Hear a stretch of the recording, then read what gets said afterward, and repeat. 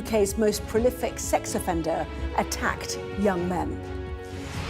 A special report from the front line of the people smuggling crisis on the Libyan route, known as the most dangerous path to Europe. And we'll take a first look at tomorrow's front pages. That is coming up in our press preview from 10:30 right through to midnight.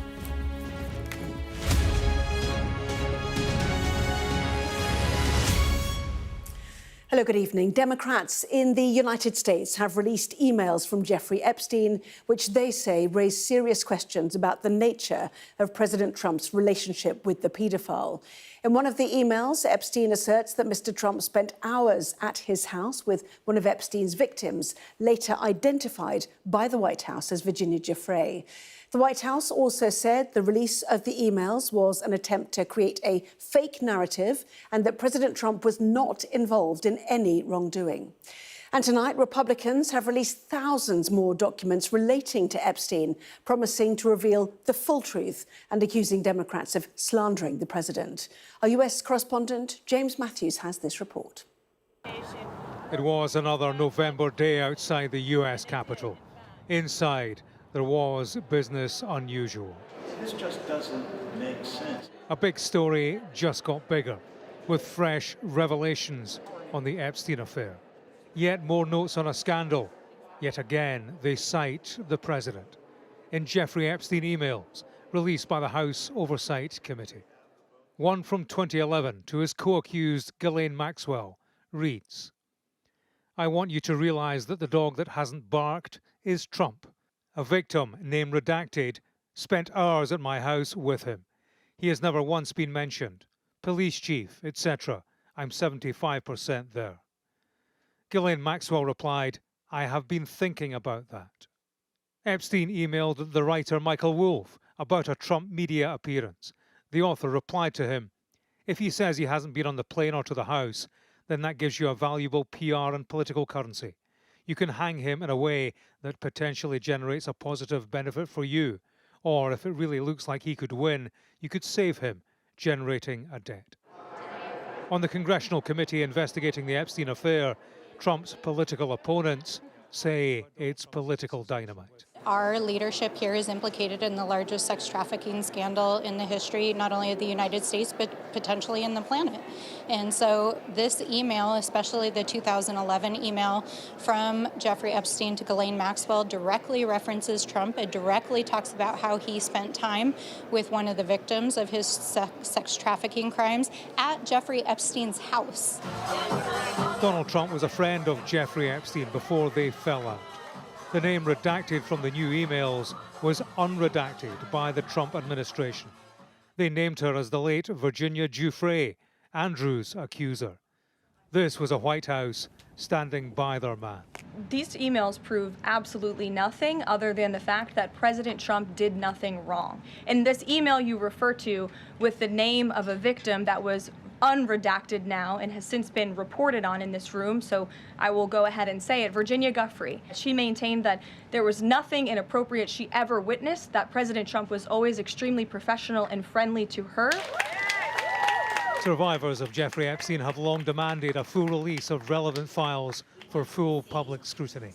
A lawyer fighting their case gave her latest views on the latest developments. The emails are from Jeffrey Epstein himself, pointing a finger of accusation at Donald Trump, really from the grave.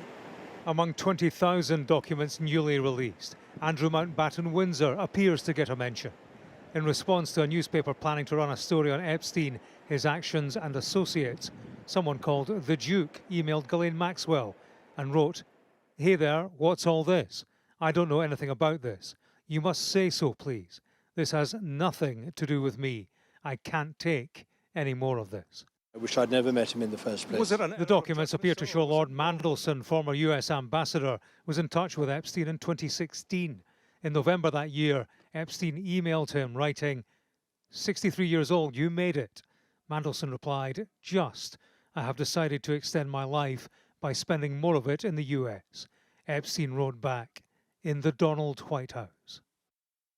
It is the story that stalks Donald Trump. These Capitol corridors echo to a near constant cycle of Epstein revelations, and yet they are matched by White House denials that, for now at least, keep a distance between scandal and a sitting president.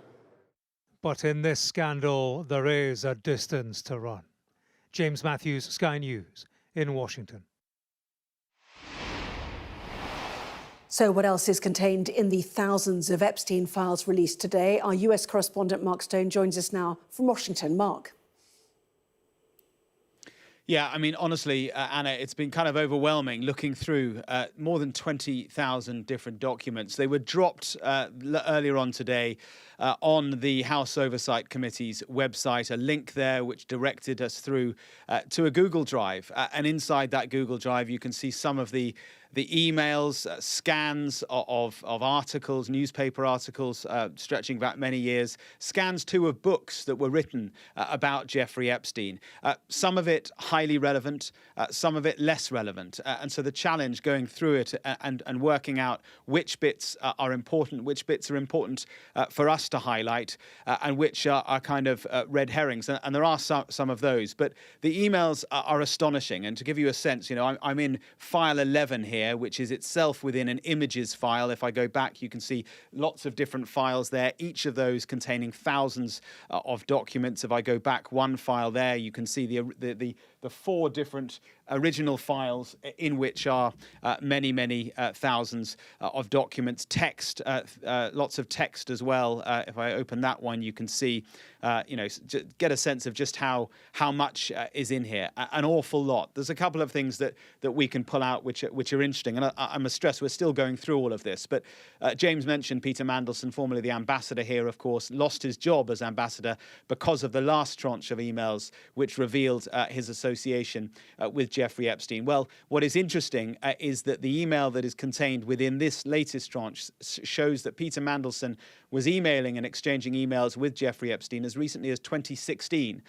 Now, before today, it was known that they had been exchanging correspondence in 2010, but not after that. So 2016 shows they maintained a relationship much more recently. And in one of those emails, Peter Mandelson, on the eve of the 2016 election, which we know Donald Trump won, sort of wonders whether he might win it. Of course, Donald in the White House, he says, will he get there? And then apparently replying to a separate thought between the emails, he says, yes.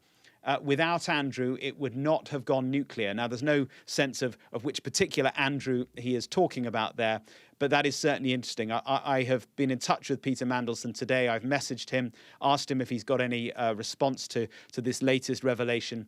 He's seen the message. He hasn't replied. Now, a separate email as well gives a real sense of the sense of panic going on behind the scenes between Jeffrey Epstein and Ghislaine Maxwell. 2015, this was at a time when the legal cases against Epstein were at a height, and of course the media furore was as well. An email on the 10th of January 2015 from Ghislaine Maxwell to Jeffrey Epstein says, I have to distance myself from you in statement 2, and they need me to say I was not aware of massage with Andrew in my house. These things, they have to stay along with meeting and rebutting those allegations. I needs it ASAP. There's lots of typos in there. I guess the suggestion, these emails are being written quickly between the pair. So absolutely fascinating. I think more will come out over the days ahead as we continue. And I'm sure every newsroom in the world is going through this tranche of documents to see what else is in there. It genuinely feels like days of headlines, doesn't it? Mark, thank you very much indeed. So what does the release of the thousands of documents mean then for President Trump? Let's bring in our US correspondent, James Matthews. And how seriously then is this being taken by the White House tonight, James? Good evening, Anna. I think it's days of headlines upon days of headlines, isn't it? This story has dripped new detail on a rolling basis for many months. And incrementally, it does get closer to Donald Trump. His opponents already see a guilt by association. And of course, many of his supporters, they're not happy either. His defense, I don't think it becomes necessarily any easier with these emails. There was no White House denial today that he was in Epstein's house with one of Epstein's victims. That places him in the company of a young girl who was there under sufferance, raises questions, I think, of its own beyond Donald Trump being well-behaved. She was a victim of sex trafficking. Did he have no awareness of that? Did he not ask her what she was doing there? And why haven't we heard about that particular episode, the fact that they were together in Epstein's house, if indeed they were? Why haven't we heard from that? Why haven't we heard that from Donald Trump before now? Politically, it is the story that continues to move. It's moving in the last few minutes, actually, Anna. A new Democrat is being sworn into the House of Representatives, and she is signing a petition for full release of the Epstein files. That will take it over the line on the numbers it needs, which of course would increase the pressure on Donald Trump. The more we learn in this story, the closer it gets to him. James, reporting there for us. Thank you very much indeed.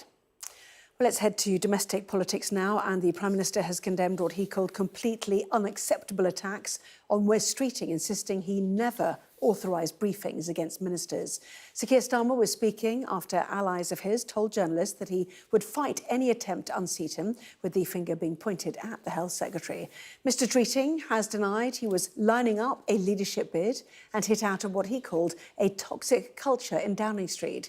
Here's our political editor, Beth Rigby. These are gloomy days. Downing Street in a crisis of its own making after Number 10's attempts to see off any post-budget leadership challenge badly backfired. Is the Health Secretary a traitor or a faithful Prime Minister? Are there any traitors in Number 10, Prime Minister? Good morning. The Prime Minister under real pressure after his allies warned that Keir Starmer would fight any attempted coup, with some anonymously dropping Wes Streeting in as the plotter-in-chief, triggering a backlash the Prime Minister's team did not intend. I think whoever's been briefing this has been watching too much Celebrity Traitors, and this is just about the worst attack on a faithful. It's totally self-defeating briefing, not least because it's not true, and I don't understand how anyone thinks it's helpful to the Prime Minister either to suggest he's fighting for his job. I do think that, going out and calling your Labour MPs feral is not very helpful. I do think that trying to kneecap one of your own team when they are out, not just making the case for the government, but actually delivering the change that we promised, I think that is also self-defeating and self-destructive behaviour. And the man it really hurt wasn't Wes Streeting, but the Prime Minister, turning up in the Commons armed with an olive branch. Any attack on any member of my cabinet is completely unacceptable. In relation to Health Secretary, he promised before the election that in the first year of a Labour government we'd deliver 2 million extra appointments. We didn't deliver 2 million, or 3 or 4. We delivered 5 million extra appointments. He's doing a great job, as is the whole of my cabinet.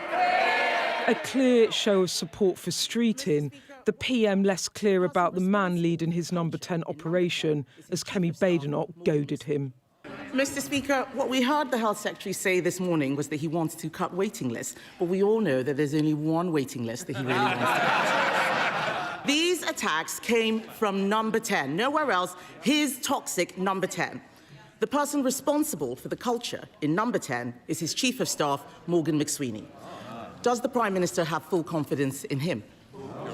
Morgan McSweeney, my team and I are absolutely focused on delivering for the country. And let me be clear, of course, Mr Speaker, I've never authorised attacks on Cabinet members. I appointed them to their posts because they're the best people to carry out their jobs. This is a united team and we are delivering together. Look what we delivered. The fastest growth of the G7. Deafening jeers met that claim. This lot look beaten, and their opposition know it. Some in the Cabinet, though, trying to push on.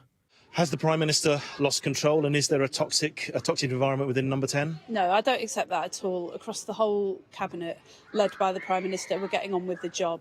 It's been a messy, almost farcical 24 hours as attempts by the Prime Minister's allies to shore up his position and see off a potential leadership challenge has backfired in a spectacular fashion and left him looking even weaker ahead of a difficult budget. And look, all of it matters because the chatter is real. A growing number of his MPs are worried about Keir Starmer's ability to lead Labour into the next general election. All this saga does is reinforce those doubts and make the November budget and the May local elections doubly dangerous for the PM. The Prime Minister trying to front this up, but his political capital draining away fast, and he's got even harder days ahead. Beth Rigby, Sky News, Westminster. Well, let's go live to Downing Street and our chief political correspondent, John Craig. And John, another headache then for the PM tonight, with him apologising to the ethics regulator. We understand that the Prime Minister and Wes Streeting have now spoken and the PM's apologised. That must have been an awkward conversation.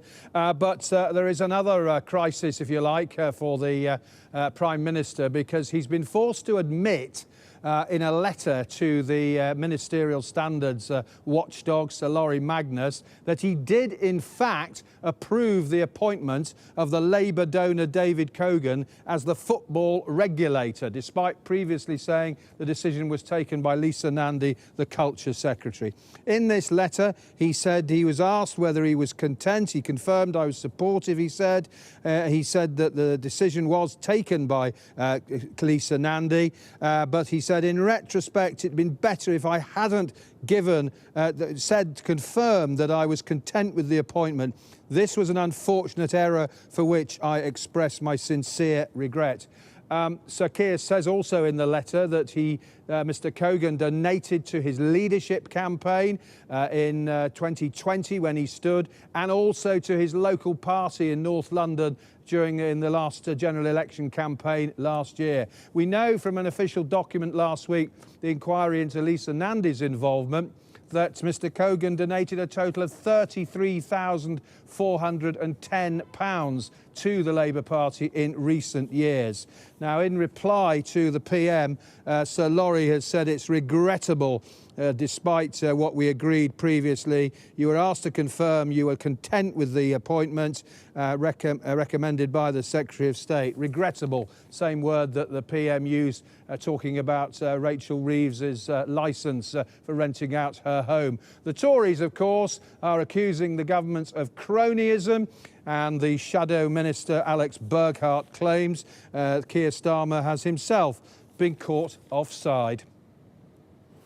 John Craig in Downing Street, thank you. A report has found that the state ignored decades of abuse at a detention centre in County Durham, led by an officer thought to be the most prolific sex offender in British history. The Prisons and Probation Ombudsman says physical and sexual violence against thousands of young men was allowed to continue at the Medomsley detention centre from 1961 to 1987. The government has apologised. Our chief North of England correspondent, Greg Myler, reports. For the entire 26 years of Medomsley Detention Centre's existence, young men suffered horrific violence at the hands of staff. Police investigations have already revealed the extent of that abuse. Some staff have already been jailed. But an inquiry by the Prisons and Probation Ombudsman has found that the prison service, the police and the Home Office knew about the abuse but ignored or dismissed it. No surprise to victims like Eric Sampson, because even the police who took him there as a 17-year-old seemed to know. The two police officers who were taking us there were saying, "You're going to get the hell kicked out of your ear." The violence I had done to me was terrible. I was only small, see. I could have been killed in there. The amount of times I was knocked about, every day was hell on earth. Every day and night was hell on earth for the full 9.5 weeks. With all the abuse and obviously the sexual abuse I had done to us, it totally ruined my life. Totally ruined my life. I've never been married, I know, you know. But the thing is, what can you do, you know? It should never have happened in the first place. All that could have been stopped. One member of staff, Neville Husband, the Ombudsman found was possibly the most prolific sex offender in British history. He is now dead. The victims failed by those in authority. They regularly ask the question, had this been detected in 1961, then all of us would not have gone through this. And that's the question that haunts many of them throughout the night, that this could have been avoided if some people had discharged the duties that they were assigned properly. But those representing victims at Medomsley say it wasn't alone. I've spoken to men from 20 different detention centres and they complain about the same treatment. I think it was a systematic thing that these prison officers were cogs in a big machine, which was designed culturally or by training to treat boys really badly. The government today apologised to the victims at Medomsley. The Minister for Youth Justice wrote that the failings set out in the report are truly harrowing and we must ensure nothing like this ever happens again. Durham Constabulary has also apologised for what it called its historic failure. Medomsley is now long gone. The Ombudsman said further prosecutions are unlikely. For many victims, even this report is far too little and far too late. Greg Milam, Sky News. Sky News has been on the front line of the people smuggling trade in Africa, along the route described as the most dangerous path for people trying to reach Europe. Only today, authorities say 42 migrants who are missing off the Libyan coast after their boat capsized at the weekend are now presumed dead. Well, in their effort to reach the shores of Europe, migrants leaving from Libya face a perilous journey. The UN International Organization for Migration estimates that more than 2,200 people died or went missing in the Mediterranean as part of crossing attempts last year. Many of them depart from Libya, which has become a key transit point for those travelling from East African countries like Sudan, Somalia and Ethiopia.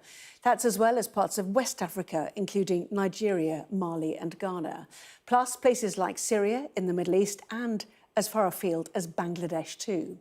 Well, the European Border and Coast Guard Agency recorded almost 36,700 crossings on the central Mediterranean route in the first 7 months of this year, which is a 9% increase on the same period last year.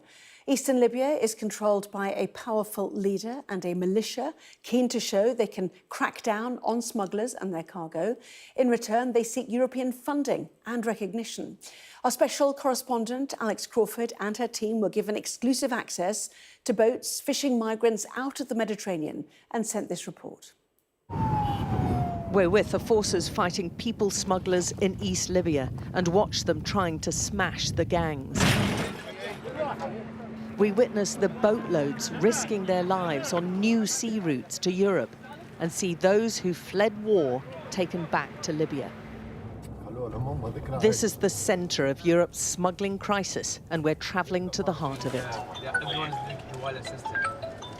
So now we're in Tobruk.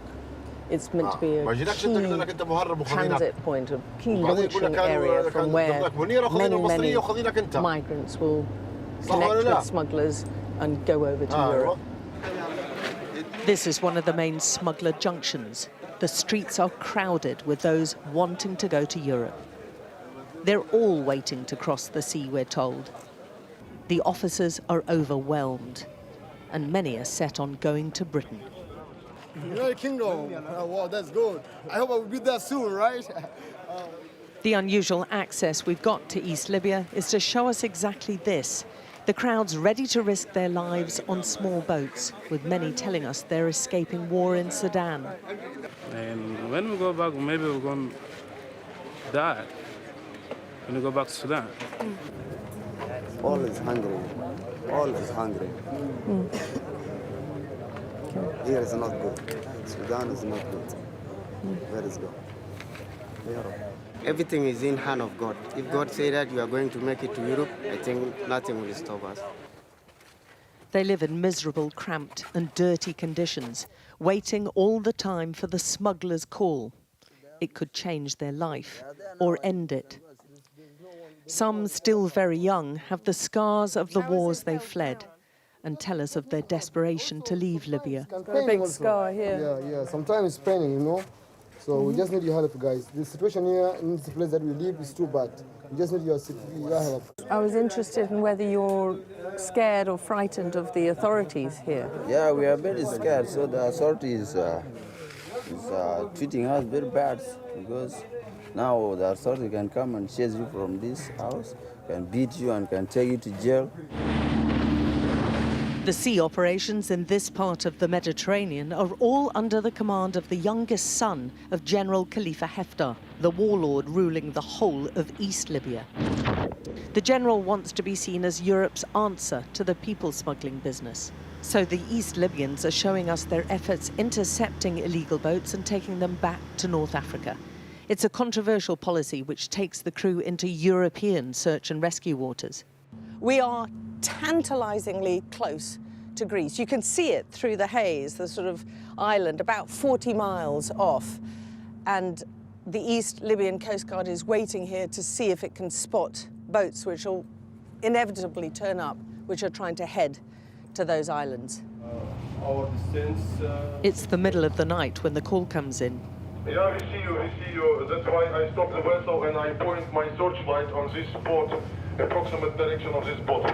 The crew on a cargo vessel has raised the alarm, but the recovery of the dinghy passengers is left to the East Libyans. There's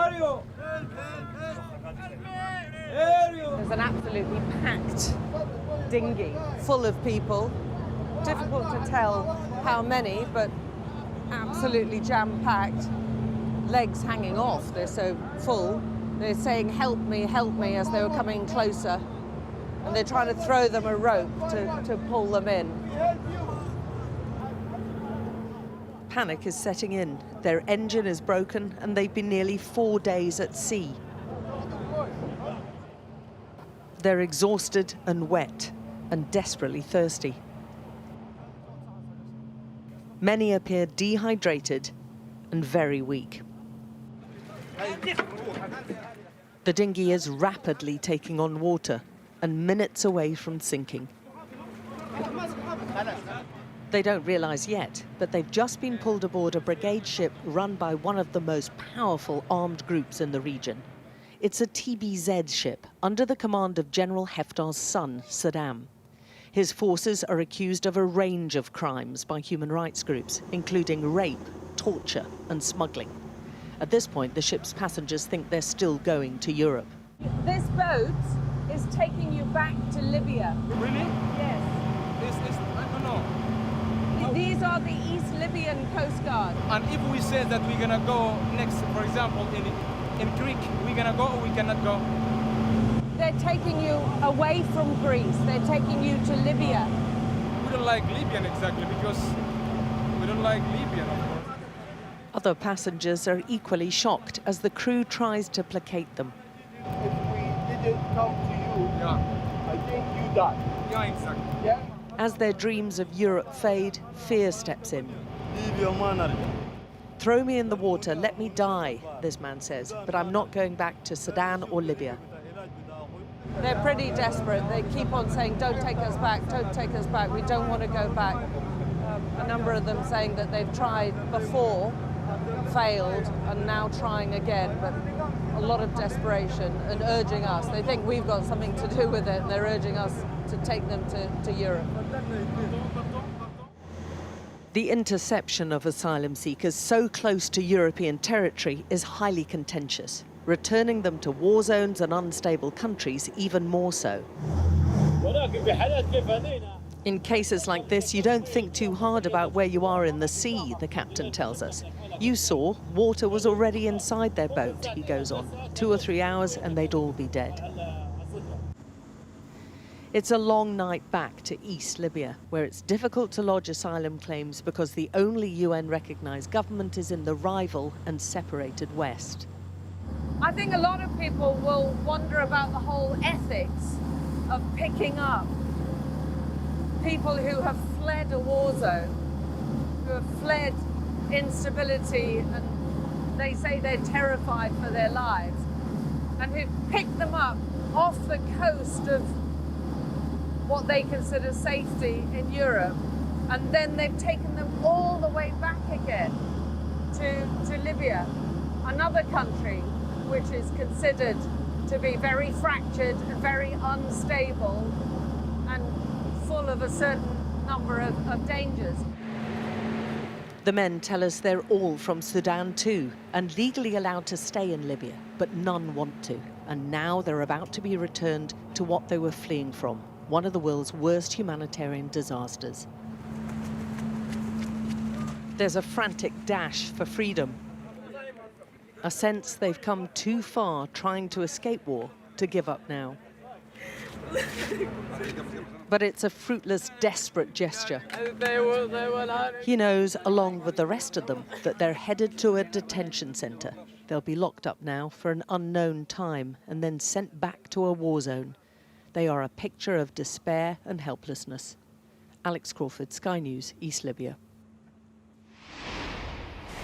Well, let's just bring you some breaking news and indeed an update on one of our top stories. And Sky News understands that the Prime Minister and Wes Streeting have spoken this evening. It was very, very brief, we are told, but the Prime Minister apologised to Mr Streeting about the briefings, but did not go into any detail, and they agreed to talk more soon. That is the latest on that story. Certainly we heard from this morning that Wes Streeting had not spoken to the Prime Minister. That has now been rectified.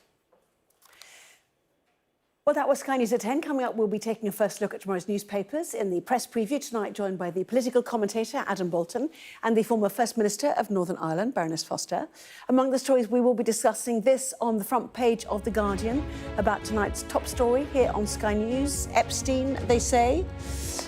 He knew about the girls. Epstein messages pile pressure on Donald Trump, the US president. That and plenty more, of course, when we come back.